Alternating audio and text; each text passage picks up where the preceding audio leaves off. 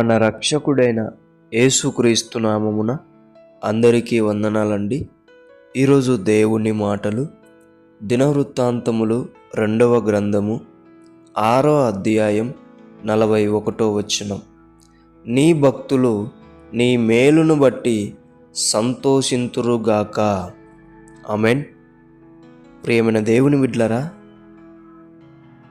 నేను దేవుని యందలి భయభక్తులు కలిగి జీవిస్తున్నాను, నాకింకా ఈ కొదువ ఎందుకు అని నీవు గనక బాధపడుతూ దిగులు చెందుతూ ప్రతిరోజు ప్రార్థన చేస్తున్నావేమో, అయితే దేవుడు నీతో మాట్లాడుతున్నాడు.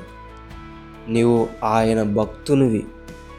ఆయన భక్తునికి దేవుడు ఏం చేయబోతున్నాడు? మేలు చేసి ఆయన భక్తుని సంతోషపెట్టబోతున్నాడంట. ఆమేన్. దేవుని బిడ్డలారా, ఏ విషయంలో నీవు కొదవగా ఉండి బాధపడుతూ ఉంటున్నావో దేవుడు ఆ కొదవను తీర్చబోతున్నాడు. నీ జీవితంలో మేలు చేయబోతున్నాడు. దేవుడు నిన్ను ఆ కొదవను తీర్చి మేలు చేసి నిన్ను సంతోషపెట్టునుగాక. ఆమేన్. దేవుడి మాటలను దీవించునుగాక.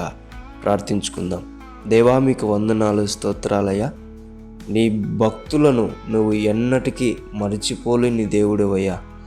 తండ్రి, ఎవరు నీ బిడ్డలు కొదవతో ఉన్నారో ఆ కొదవను తీర్చి నీ బిడ్డలను నువ్వు చెప్పినట్టు సంతోషపరచమని యేసు నామములో ప్రార్థిస్తున్నాం తండ్రి. ఆమేన్.